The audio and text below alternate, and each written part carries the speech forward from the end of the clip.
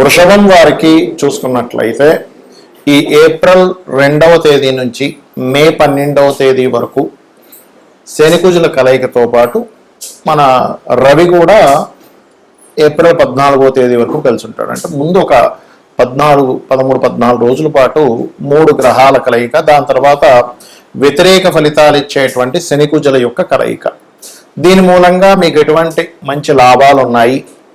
ఎందుకంటే ఎప్పుడు కూడా కొన్ని గ్రహాల కలయిక కొన్ని విషయాల్లో లాభము ఇస్తుంది, కొన్ని విషయాల్లో ఇబ్బందిని ఇస్తుంది.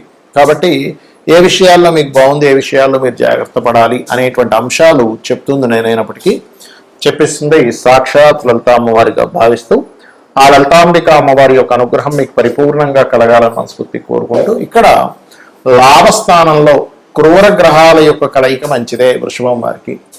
కాకపోతే ఎంతైనా అది ఘర్షణ ఇచ్చేటువంటి గ్రహాలు కాబట్టి మీకు ఏంటంటే ఇక్కడ గొడవ ఒక రకంగా లాభానికి దారితీస్తుంది. చూడండి, మనం ఒక్కోసారి కొంతమందితో కలిసి ఒక వ్యాపారం చేస్తాం, భాగస్వామిగా వ్యాపార భాగస్వాములు ఉంటారుగా. అలా వ్యాపారం చేసేటప్పుడు ఆ యొక్క వ్యాపారంలో అవతల వ్యక్తి మనల్ని ఏదో చీట్ చేస్తున్నాడు, మనల్ని ఏదో మోసగిస్తున్నాడు అని మనకు సందేహం కలిగినప్పుడు ఆ యొక్క వ్యాపార సంబంధించినటువంటి విషయంలో మనం గొడవ పెట్టుకుంటాం. ఏది మీరు అంతా దొంగ లెక్కలు చూపిస్తున్నారు, ఏదో ఒకటి తేల్చండి. ఒక రకంగా కొన్నిసార్లు గొడవ నష్టానికి దారితీస్తే ఈసారి మీకు ఇచ్చేటువంటి గొడవ లాభానికి దారితీస్తుంది. ఇది గుర్తుపెట్టుకోండి ప్రధానంగా. ఎందుకంటే లాభస్థానంలో ఉండేటువంటి గ్రహాల యొక్క సంబంధము ఆ యొక్క మంచి ఫలితాలను కూడా ఇస్తుంది. కాకపోతే ఇక్కడ ఈ యొక్క గ్రహాల యొక్క ప్రభావంతో మీ ధనస్థానంలో గురువు ఉంటున్నాడు కాబట్టి ఇది కొంచెం కొంతమంది చూడండి, వాళ్ళు ఫ్యామిలీ వాళ్ళ కుటుంబ సభ్యులందరూ కలిసి వ్యాపారంలో నిమగ్నమై ఉంటారు. ఎవరంటే మా కుటుంబ సభ్యులందరూ కలిసి చేసేటువంటి ఫ్యామిలీ బిజినెస్ అంటూ ఉంటారు దీన్ని. ఆ యొక్క కుటుంబ సభ్యులతో వ్యాపార మూలికంగా కొన్ని ఇబ్బందులు, కొన్ని ఘర్షణలు కూడా వస్తాయి. ఇది కూడా ప్రధానంగా చూసుకోవాలి. అయితే ఇక్కడ ఏదేమైనప్పటికీ కూడా కొంత కాంపిటీషన్గా తీసుకోవడం, అంటే ఎలాగైనా సరే నేను దీన్ని జయించాలి, ఎంత కష్టమైనా సరే నేను దీన్ని అధిగమించాలనేటువంటి చక్కటి శక్తిని కూడా ఇస్తుంది ఈ గ్రహ కలయిక చెప్పాలంటే. ఇక ప్రధానంగా మీరు చేయవలసినటువంటి దేవతారాధన ఏమిటి? విష్ణు సహస్రనామాల యొక్క శ్రవణము లేదా పఠనము, ఇవి చేయండి. ఇది కనుక చేస్తున్నట్లయితే బాగుంటుంది. మరి దీని మూలంగా రైతులకు కానివ్వండి, అసలు జాతకమే లేదు, జాతకం లేని వారికి కానివ్వండి, దేశకాల పరిస్థితులు అంటే మైథుని జ్యోతిషం, ముండేన్ ఆస్ట్రాలజీ అంటారు. ముండేన్ ఆస్ట్రాలజీ పరంగా మనకి ప్రపంచవ్యాప్తంగా ఎటువంటి ఫలితాలు జరగనున్నాయి అనేటువంటి అంశం కనుక మనం చూసుకున్నట్లయితే ఇక్కడ ఎప్పుడు కూడా ఈ సంవత్సరానికి రాజు గురువు అయితే మనకి మంత్రి కుజుడయ్యాడు. గురువు అయినటువంటి రాజు మీనరాశిలో ఉండేటువంటి ఎనర్జీ అంటే మనకి ఒక గ్రహం ఎప్పుడు కూడా మనకి పరాశర మహర్షి చెప్పినట్టుగా ఆత్మ సంబంధినో ఏచ ఏ నిజదార్మిన దశాంతర్దశాశ్వేవ దిశంతి స్వదశాపనం. దశా ఫలితాలు ఇచ్చేటప్పుడు కానీ, లేకపోతే ఒక గ్రహం తన యొక్క ఫలితాలు ఇచ్చేటప్పుడు కానీ, తన రాశుల్లో ఏ గ్రహం ఉంది, తనతో పాటు ఏ గ్రహం కలిసింది, తనని ఏ గ్రహాలు చూడబడుతున్నాయి, ఇవన్నీ మనం తీసుకుంటాం. కాబట్టి ఇక్కడ దిస్వభావ రాశుల్లో ఉండేటువంటి గురువు మరొక దిస్వభావ రాశుల్లో ఉండేటువంటి 3 గ్రహాల యొక్క ప్రభావాన్ని పొందుతున్నాడు. కాబట్టి రైతుల విషయం కనుక చూసుకున్నట్లయితే ముఖ్యంగా మామిడి పళ్ళు, అరటి పళ్ళు అమ్మేటువంటి ఎగుమతి అప్పుడు మనకి ఎగుమతి చేసేటువంటి కొన్ని ఉంటాయి.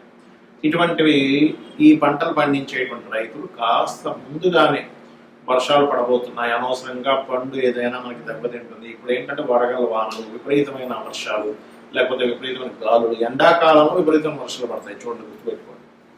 ఎప్పటి నుంచి అంటే మే 1-2 తేదీ నుంచి కుజుడు మారుతున్నాడు. కాబట్టి దానికంటే ముందు నుంచి ఒక వారం ముందు నుంచి దాని ప్రభావం ఉంటుంది. మార్చి 26 నుంచే ఉంటుంది. కాకపోతే అక్కడి నుంచి ఇంకా పెరుగుతుంది అన్నమాట, పెరగడం అనేటువంటి జరుగుతుంది. మరి ఈ పసుపు అంటే పచ్చగా ఉండేటువంటివి ఏవైతే ఉంటాయో అందులో అరటి పళ్ళు ఉంటాయి, మామిడి పళ్ళు ఉంటాయి, ఇంకేవైతే పండ్లు ఉంటాయో వాటి మీద దాని ప్రభావం ఉంటుంది చెప్పాలంటే. మరి ఈ యుద్ధ సంబంధించినటువంటి విషయంలో అంటే ఖచ్చితంగా మీరు చూడొచ్చు, ఒక వారం ముందు నుంచి అంటే మే 2 నుంచి కుజుడు మారుతున్నాడు. అంటే దాదాపుగా మార్చి 26వ తేదీ నుంచే ఈ యుద్ధ సంబంధించినటువంటి విషయంలో తీవ్రత బాగా పెరుగుతుంది.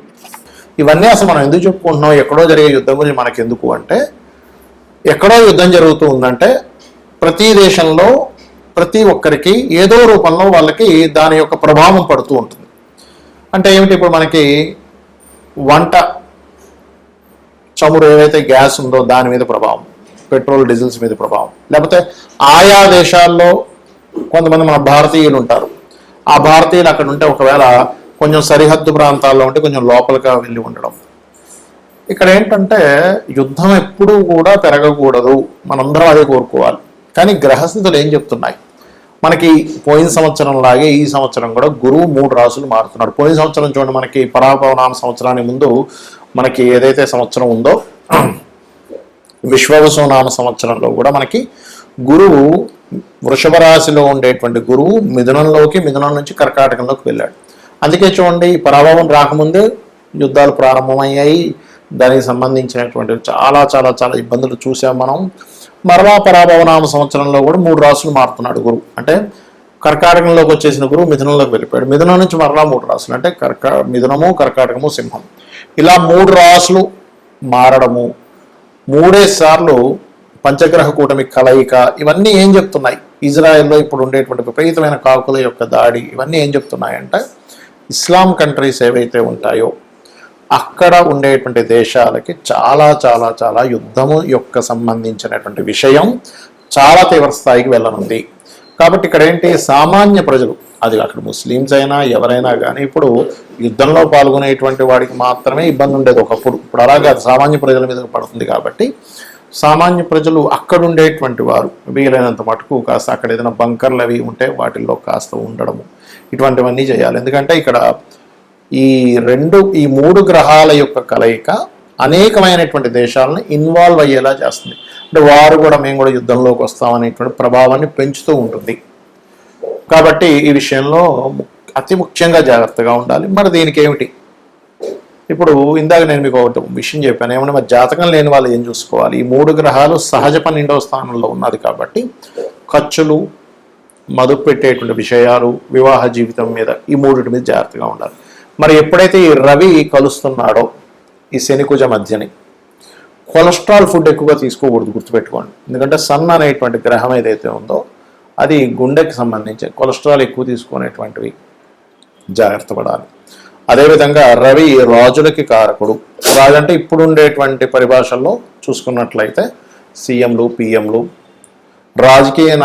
రాజకీయ నాయకులకి కూడా ఇది వర్తిస్తుంది. ప్రెసిడెంట్లు, రకరకాల దేశాల్లో, ఇప్పుడు చైనా లాంటి దేశం ఉంది, లేకపోతే కొన్ని దేశాల్లో ఏంటంటే ఇంకా వాళ్ళ మళ్ళీ అందులో అక్కడ ఓట్లు వేయడం, జనాలు ఒకరిని గెలిపించడం, ఇట్లాంటివి ఏమి ఉండవు. కాబట్టి దేశ నాయకులకి చాలా పెద్ద ముప్పు. ఎందుకంటే నాయకుడికి, రాజుకి కారకుడైనటువంటి రవి ఎప్పుడైతే శనికుజ గ్రహాలతో మీనరాశిలో కలిసిన్నాడో ఇది దేశ నాయకులకి ముప్పునిస్తుంది.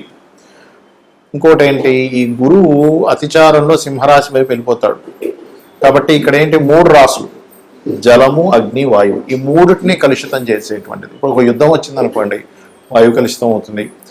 నాభీ సంబంధంలో యుద్ధాలు వచ్చాయి, జలం కలుషితాలు అవుతాయి, జల సంబంధించినటువంటి ప్రళయాలు వస్తాయి, తోరణాలు, అదేవిధంగా అగ్ని సంబంధించినవి. అందుకని ఏంటంటే మీ యొక్క ఇష్టదైవం ఎవరైనా సరే, మీ ఇష్టదైవం ఎవరైతే ఉంటారో వారిని మనస్ఫూర్తిగా ఆ యొక్క పరమాత్మ మిమ్మల్ని ఎటువంటి ఇబ్బంది కలగనివ్వకుండా ఆయన పూర్తిగా కాపాడుతాడనేటువంటి విశ్వాసంతో మీరు మీ నిత్య దేవత ఆరాధన చేయండి.